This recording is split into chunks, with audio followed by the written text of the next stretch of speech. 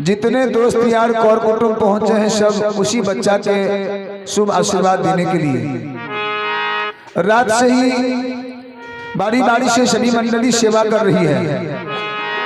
आज हमारी मंडली आपके सेवा में उपस्थित है। सेवा ही धर्म है, सेवा ही भजन है, सेवा ही सत्संग है। जितने देर हो सच्चे हृदय से सच्ची लगन लगा करके भगवान के दरबार में हाजिरी हो जाए। मैं आपको कुछ सुनाऊं, गलती होगी क्षमा कर देंगे। मेरे मुख से कोई साज चीज निकल जाए तो आप अपने पास रख लेंगे। यही जीवन का कीर्तन होगा। कीर्तन आप सुन रहे हैं। कीर्तन और भजन दोनों में अंतर है। कीर्तन और भजन दोनों में अंतर है। कीर्तन का मतलब होता है किए हुए कीर्ति का जो गुणगान करे उसी का दूसरा नाम कीर्तन है।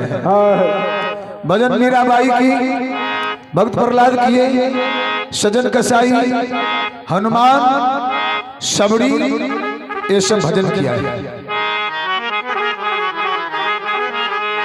कीर्तन से जिन्होंने समाज को नहीं बदला, परिवार को नहीं बदला, जीने का तरीका नहीं बदला, तो कीर्तन का क्या मतलब होता है। मैं आप लोगों से निवेदन करता हूं कि एक बार आप सभी श्रोता भगवान ताली बजा बजा करके हाजिरी बना लें। हाजिरी जब बन जाएगी तो 4-5 बजे शाम तक आपका सेवा रहेगा। और किसी भी कथा को जब तक आप शुरू से अंत तक नहीं सुनेंगे तो इसका मतलब समझ में नहीं आएगा। आगे आगे मैं गा रहा हूं, पीछे से थोड़ा मदद कर दीजिएगा, क्योंकि कहा गया है श्री रघुनंदन के पद पंकज प्रीत नहीं, जिनके उड़मा ही सो नर गर्भ ही क्यों न तुआ, पुनि जन्मत काल मरे क्यों नहीं। क्योंकि भारी भय महिमंडल पे पुनि शेष सहस्र बनी कुलाई, श्री राम दयाल भजो मन भगवान ना तब मानस में मृथा चली जाए। जो इंसान मुख से भगवान का नाम नहीं गाया, आंख से हरि का दर्शन नहीं किया, कान से भगवान का भजन नहीं सुना, हाथ से कुछ दान नहीं किया, पैर से चल करके तीर्थ नहीं किया, वैसे मनुष्य को इस धरती पर जीने का कोई अधिकार नहीं है। एक आपको भजन सुनाता हूं, थोड़ा आप लोग कृपा कीजिए।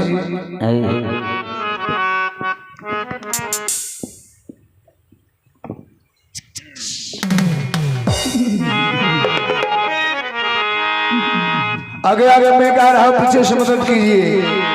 अजो सिया राम हो पढ़ो सो मैं शाम हो,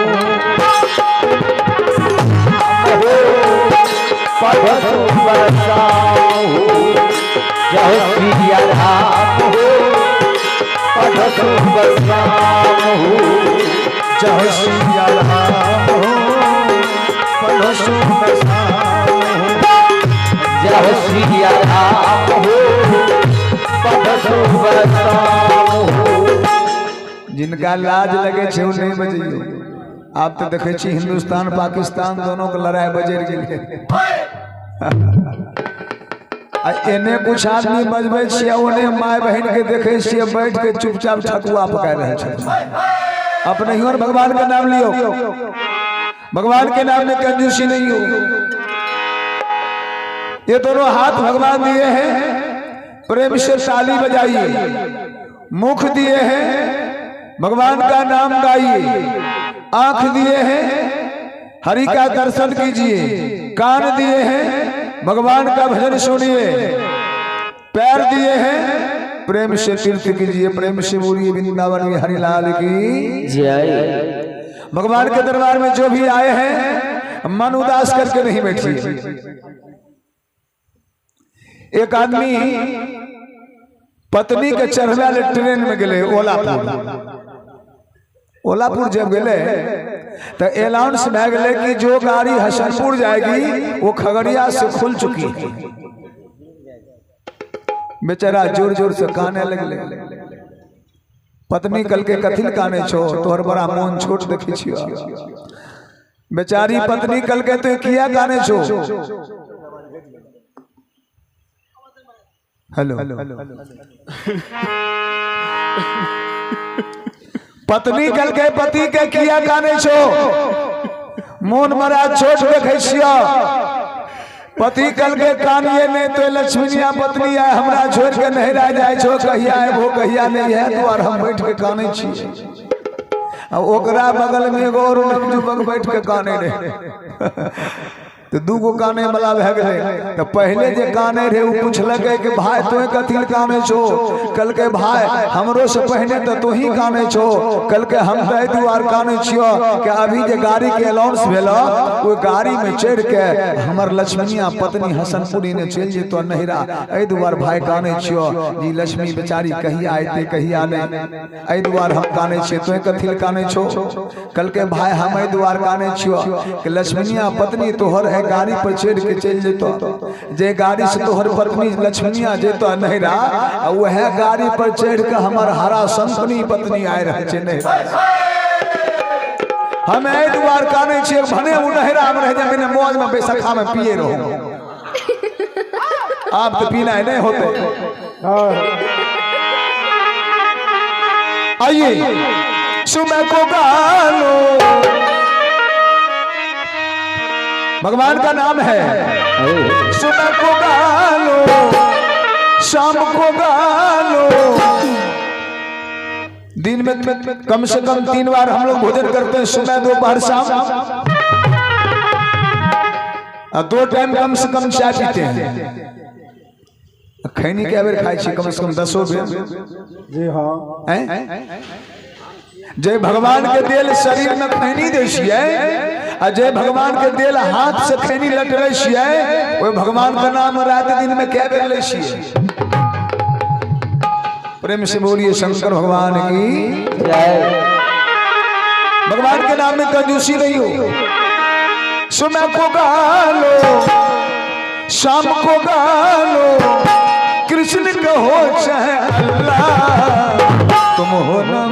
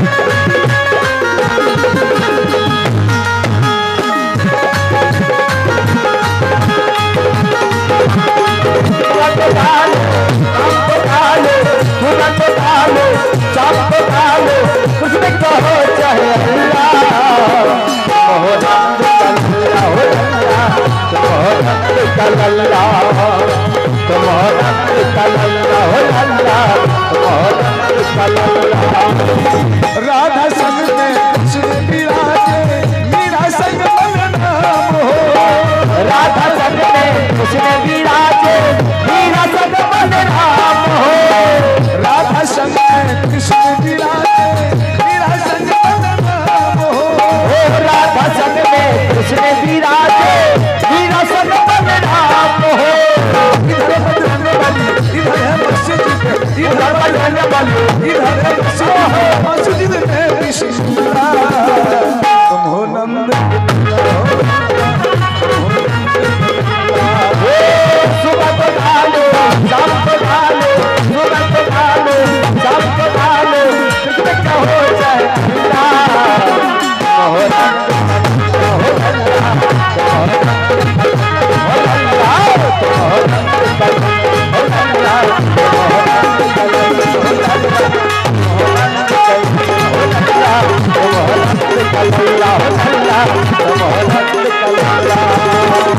प्रेम से बोलिए राजा रामचंद्र की जय। शुरू हो रही है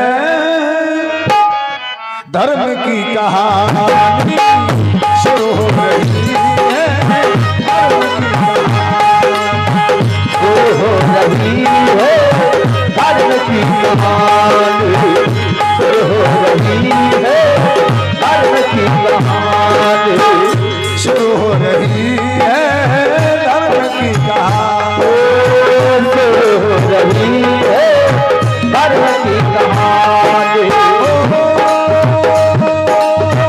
हल्ला गुल्ला बंद कीजिए, हल्ला गुल्ला बंद कीजिए, हल्ला गुल्ला बंद कीजिए, हल्ला गुल्ला बंद कीजिए, शांति मराए, शुरू हो रही है धर्म की कहानी, शुरू हो रही है धर्म की कहानी, शुरू हो रही है धर्म की कहानी।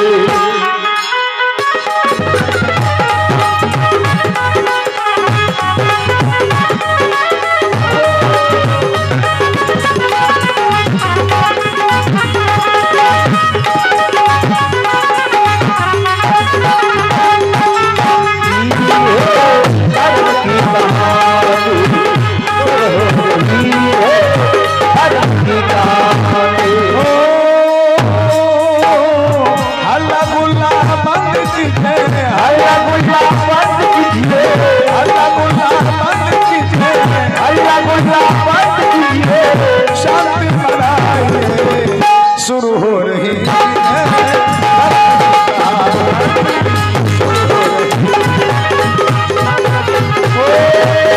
हल्ला गुल्ला बंद कीजिए, हल्ला गुल्ला बंद कीजिए, शांति बनाइए, शुरू हो रही है धर्म की कहानी, शुरू हो रही है धर्म की, शुरू हो रही है धर्म की कहानी। आज मैं रावण और राघवेंद्र सरकार के बीच में जो लड़ाई चल रही थी इस पर मैं प्रकाश डाल रहा हूं। रामायण और महाभारत दोनों में अंतर है। रामायण किस लिए बना और महाभारत क्यों बना?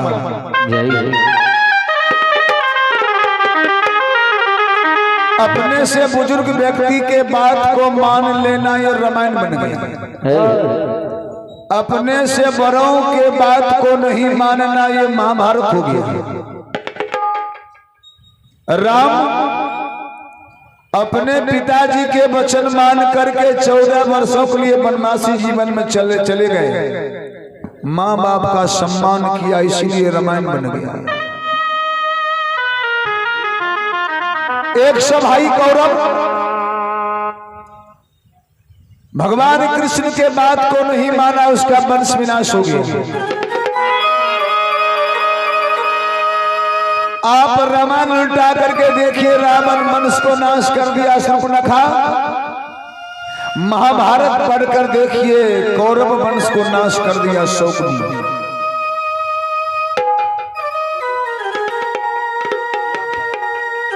रावण यदि शूर्पणखा के बात पर नहीं रहता तो उसका वंश विनाश नहीं होता। शौकनी के बात पर यदि कौरव नहीं रहता तो उसका वंश विनाश नहीं होता। अब कहिएगा क्यों? कि रावण का बहनोई था जिसका नाम था विद्युत वाहन। आप रामायण उल्टाइए और 12 बजे रात्रि में रावण का बहनोई फुलवारी में घूम रहा था। रावण देखा कि मेरा बहनोई घूम रहा है, चंद्रहास तलवार निकाला, अपने बहनोई की गर्दन को काट दिया। सुबह में शूर्पणखा जगी, फुलवारी जाकर देखती है तो मेरे पति को गर्दन काट दिया। शूर्पणखा समझ गई कि मेरे पति को मारने वाला एक रावण ही हो सकता है, दूसरा कोई नहीं।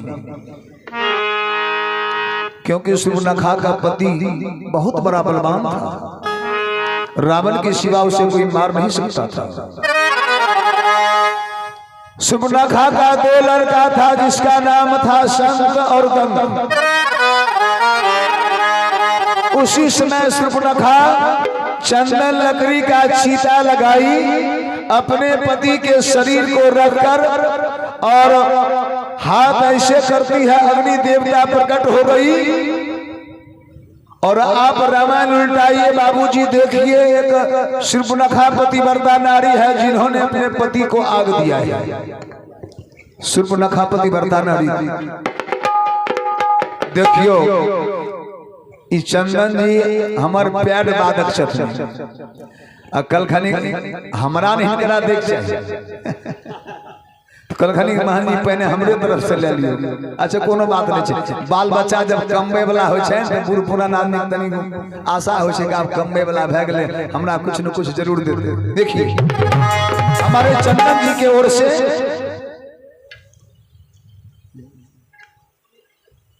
और ये हमारे नीरज महंत जी के मित्र हैं।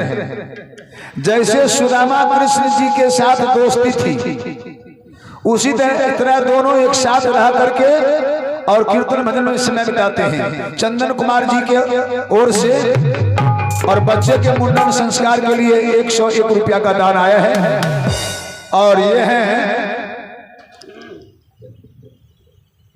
प्रिंस बच्चे का मुंडन है। शिवम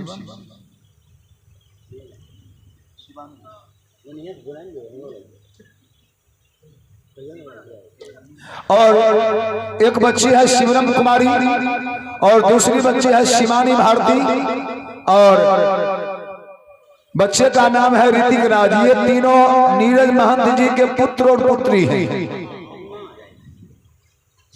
तीनों भाई बहन के ओर से 301 रुपया का दान आया है। उस बच्चे को आप लोगों का आशीर्वाद लगे और हमारे मित्र मंडली का आशीर्वाद लगे, दादा दादी का आशीर्वाद लगे, मौसा मौसी का आशीर्वाद लगे। अब मुंडन में मौसा मौसी है लेकिन हमरा नहीं मालूम है। अच्छा, वो तो जब रसीद कटे तब न पता चले मौसा है लेकिन मौसी। आइए मैं कहानी को ठिकाना लगा लेता हूं। शूर्पणखा अपने पति को आग दे करके जला दी। जब शूर्पणखा के पति जल गए तो मिट्टी उठाई राख और उसी समय शूर्पणखा कसम खाती है, माथे में चंदन लगाती है, तिलक करती है और कहती है पतिदेव, जो पापी रावण आपको मार दिया, जब तक मैं रावण के वंश को नाश नहीं करूंगी तब तक लंका के चौखट को पार नहीं करूंगी। और राम के साथ शूर्पणखा तो सिर्फ बहाना करने गई थी कि आप हमसे शादी कर लीजिए, क्योंकि शूर्पणखा जान रही थी कि रावण को एक राम ही मार सकता है, दूसरा कोई नहीं। आगे देखिए महाभारत में देखिए शौकनी के बात पर चल करके कौरव का नाश हो गया। आज देखिए कई दिन से लड़ाई चल रही है, राम और रावण के बीच में लड़ाई चल रही है। और लड़ाई जब चल रही थी तो रावण की सेना मारी चली जा रही है। आज रावण अपने बेटा मेघनाद के सामने चला गया और कहा, बेटा मेघनाद, कई दिनों से लड़ाई चल रही है, सारी सेना मारी चली जा रही है, हम सब कमजोर पड़ते चले जा रहे हैं, मेरा भाई मारा गया, तुम्हारा भाई मारा गया, तुम अपने भाई का बदला, तुम अपने चाचा का बदला नहीं लेगा क्या? देखिए मेघनाद कुछ नहीं बोला। रावण कहा, मेघनाद, अरे 40-40 हाथ का खरा राक्षस, 52 हाथ का मोछ लगाए एक मामूली बंदर तुम सबको मार देता है। धिक्कार है अरे राक्षस, लंबे चौड़े आकारों पे। मेघनाद के सामने जाकर के रावण कहा, गए राक्षस, 40-40 हाथ का खरा राक्षस 52 हाथ का मोछ लगाए मामूली एक बंदर तुम सबको मार देता है। धिक्कार है अरे राक्षस, लंबे चौड़े आकारों पे 10-20 बंदर या करके कर जाए काम हजार। हो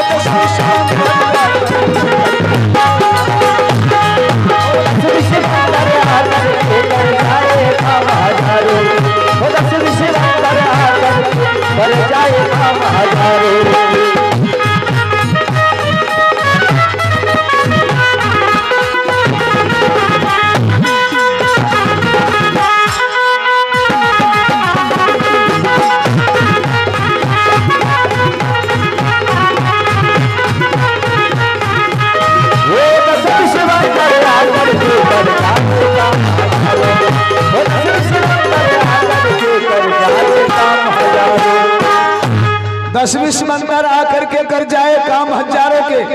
रामादल के तरफ से 10-20 बंदर आता है, हजारों के हजार राक्षस को मार गिराता है। देखिए मेघनाद कुछ नहीं बोला, क्योंकि मेघनाद तो समझ रहा था। फिर कहा मैं समझ गया कि लंका के जितने पहलवान हैं सबके शरीर में पानी है, पानी खून नहीं। पानी पानी पर्यायवाची शब्द है, पानी का दूसरा नाम है इज्जत। पानी का जब नाम लिया तो मेघनाद कहा पिताजी कल मैं लरूंगा नहीं।